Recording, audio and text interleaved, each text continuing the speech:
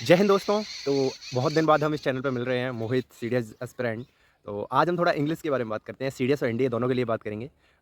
मैं पर्सनली पहले अपना बताऊंगा कि मैं अब सीडीएस की सेकंड अटेम्प्ट देने वाला हूँ 2026 में। तो मैं सीडीएस के लिए इंग्लिश की प्रिपरेशन रानी मैम जो एसएससी का कराती हैं, और थोड़े सीडीएस के भी मतलब इंग्लिश तो इंग्लिश होती है, तो इसलिए मेरे को किसी ने सजेशन नहीं किया। मेरे को यूट्यूब पे क्लासेस अच्छी लगी तो मैंने कहा कोर्स ले लिया जाए, तो मैंने खुद बैच परचेज़ किया है, उनका भी जो चल रहा है। आप भी कर सकते हो अगर आपको उनसे इंटरेस्ट है या फिर उनकी क्लासेस देख के आपको अच्छा लग रहा है, तो आप भी उनसे पढ़ सकते हो।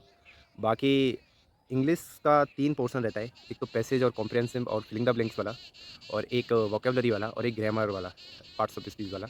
तो ग्रामर वाला अभी चल रहा है, लाइव क्लासेस रोज़ाना होती हैं। तो ग्रामर में अगर आप एक बार कोर्स कर लोगे तो उसके बाद क्वेश्चन बनना चालू हो जाता है प्रैक्टिस करने के बाद, क्योंकि प्रैक्टिस इज़ मोर इम्पोर्टेंट, क्योंकि क्वेश्चन प्रैक्टिस करोगे तभी क्वेश्चन बनेंगे। बाकी वोकैब्युलरी तो याद करने से ही आएगी, उनकी समुद्र मंथन बहुत है। बाकी आपको किसी भी टीचर की लगती है उसको पूरा करना ज़रूरी है। बहुत सारे टीचर हैं। और फिर कॉम्प्रिहेंसिव और प्रैक्टिस पैसेज इनकी तो प्रैक्टिस से ही होगा काम। और बाकी सीरियस जर्नी से भी मैं कभी-कभी क्लासेस ले लेता हूँ इनडायरेक्टली वे से। कभी प्रैक्टिस ज़्यादातर, क्योंकि कॉन्सेप्ट तो एक बार आप पढ़ लेते हो तो उसके बाद प्रैक्टिस की ज़रूरत पड़ती है। बाकी एनडीए के लिए भी अगर आप इस चीज़ से देखना चाहो तो एनडीए का भी आप इससे कर सकते हो। बाकी उसके बाद अगर आप किसी भी टीचर से पढ़ रहे हो, उसके बाद एनडीए से हो तो रिलेटेड एनडीए की पीवाईक्यू करो, सीडीएस से हो तो सीडीएस की भी पीवाईक्यू करो। अगर अभी तो बहुत टाइम है तो आप एनडीए और सीडीएस दोनों की पीवाईक्यू कर सकते हो। कहीं न कहीं कुछ चीज़ें रिलेटेड होती हैं। इस बार पार्ट्स ऑफ स्पीच के 15 क्वेश्चन आए थे सीडीएस में। 5 कुछ अलग तरीके से पूछे गए थे, 10 कुछ अलग तरीके से पूछे गए थे।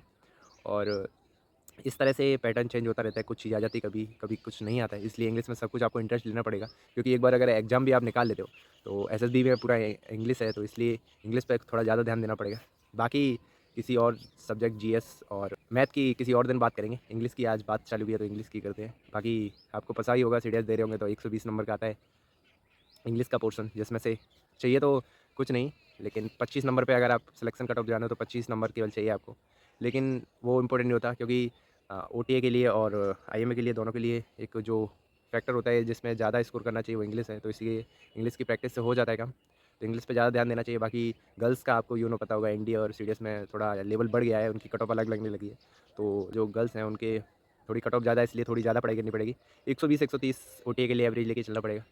बाकी अभी किसी और वीडियो में बात करेंगे, बहुत दिन बाद आया तो थोड़ा ऑकवर्ड सा लग रहा है। जय हिंद, जय भारत।